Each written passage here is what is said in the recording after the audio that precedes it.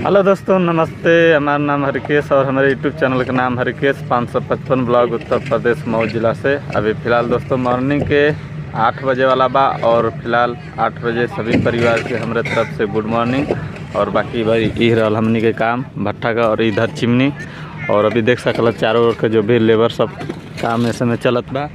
और कल बहुत काफ़ी मतलब कि शाम के 5 बजे मतलब बारिश आ गई एक वजह से वीडियो जो है ना कि कल मौसम भी बहुत ख़राब रहा और शाम 5 बजे बारिश आ गई एक वजह से कल के वीडियो ना आप एक खातिर सॉरी। फिलहाल अभी देख सकल इधर हमने के काम चलत बा। अभी थोड़ा सा के हटावे के बढ़ावे के है, तो चलिए अपन काम कर लेते जा, फटाफट कर लेते जा, फिर उसके बाद मिलल जाता है। और ये देखा भाई लोगन, अभी सुबह सुबह के मौसम बा ठंडा ठंडा। अभी देख सकल इधर काम हमने के करे के बा कि डेली बढ़ावे के काम बा। डेली के बढ़ावे मतलब ये दूसर का और पर सब ऊपर जाए, जैसे कि यहाँ एक हमेशा ऊपर बैठावल जाला। देख इस सब के ऊपर बैठावल जाला। और बाकी देख सकल चारों तरफ के जोन के लेबर सब मजदूर लगल है काम करे में।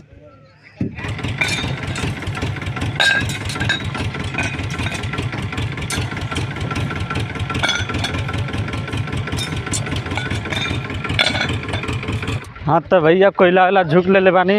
अब जो है कि भागत ही छाए कहाँ से कि बहुत काफ़ी धूप लगत बा। और कल जो है कि बारिश हो गई और बारिश की वजह से आप लोगों के पता है कि मतलब कि बारिश में कितना काफ़ी धूप होला। बाकी हमने के चट्टा सहारा और ये सब पेड़ जो के पेड़ के नीचे हमने के बैठ के जो कि हमने के आराम मिलल। यहाँ छा रहला तो यहाँ थोड़ा सा मतलब कि बैठे में हमने के आराम रहला। अरे बाप रे बाप, बहुत काफ़ी धूप है। बाकी इधर देख सकल अभी हवा भी नहीं चलत कि मतलब कि थोड़ा सा राहत मिली। तो भैया करीब करीब अभी ये समय 2:30 बज गल बा। और एगो कमेंट आल है सुहाना सफ़र के नाम से।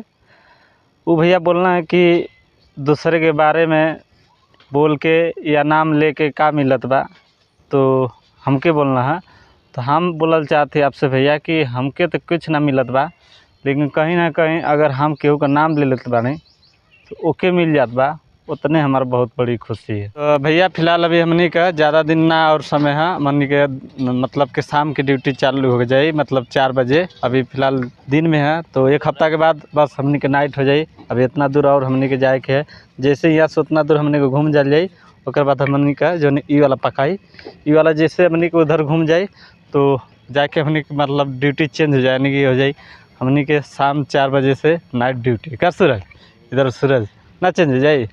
अभी धूप में का बहुत हालत ख़राब है ना। अभी धूप में बहुत हालत ख़राब है, ऐसे कि कल बारिश हो गई और धूप में बहुत काफ़ी मतलब कि आज मतलब गर्म होता ना। अभी शाम के टाइम अभी के टाइम मतलब कि 1 घंटा होता मतलब 2 बजे वाला बा। और 2 बजे से मतलब कि अभी जो है कि हवा की स्टार्ट हो गया ना। तो सारा दिन है जो उनकी हवा तनको ना चलल है और धूप से एकदम हमने के परेशान रह जा। धूप बहुत काफ़ी रहा। ठंडा तो मौसम है लेकिन गर्म एहसास होता है, ऐसा लगा था। कारण से कल बारिश हो गई एक वजह से आज धूप और हवा बंद रहा। आज बादल टाइप के है।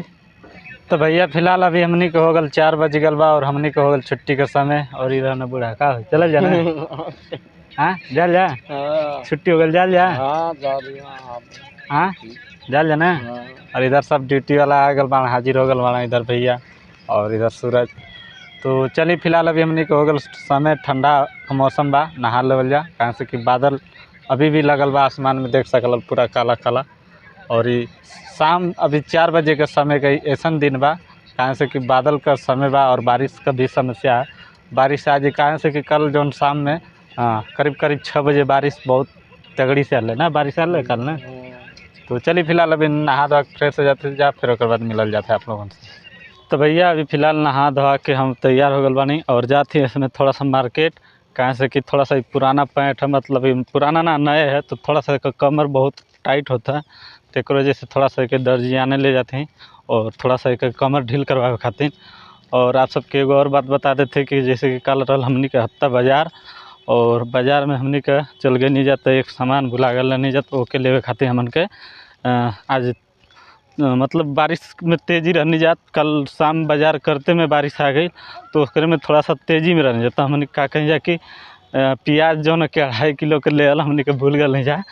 तो आज प्याज के भी जाके लेवे के बाद कहाँ से कि भाई 20 रुपये किलो के हिसाब से, और हमने के बाहर में ही जा, और बाहर में हमने कि वो सब खुराकी होला, तो खुराकी भूल गल नहीं जाता, ओके लेवल जरूरी है।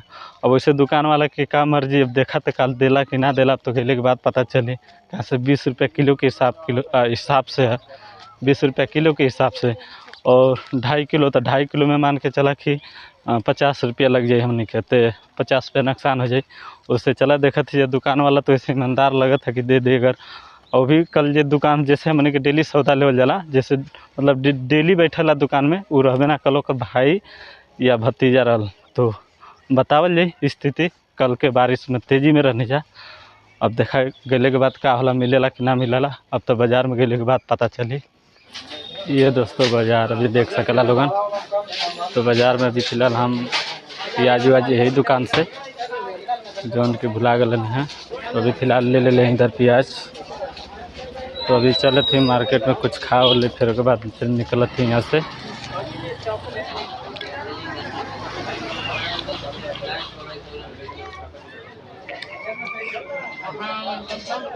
हाँ तो भैया अभी फ़िलहाल बाज़ार से आ गए, समोसा खा लेने, समोसा और लंगलत्ता मीठा में होला तो खा लेनी। और ये रहा हमारा प्याज, अभी देख सकला लोगन, मैं यहाँ थोड़ा पैंट अंदर रख ले, और इस साइड है सरफ, अभी देख सकला इस सरफ कपड़ा धोए खाते। तो हमार प्याज तो मिल गए, बाकी बस आज का ब्लॉग बस यहीं तक रही।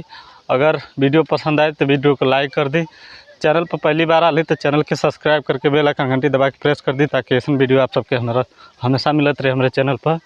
बाकी मिलल जाता है कोनो नेक्स्ट वीडियो में। जय हिंद, जय भारत।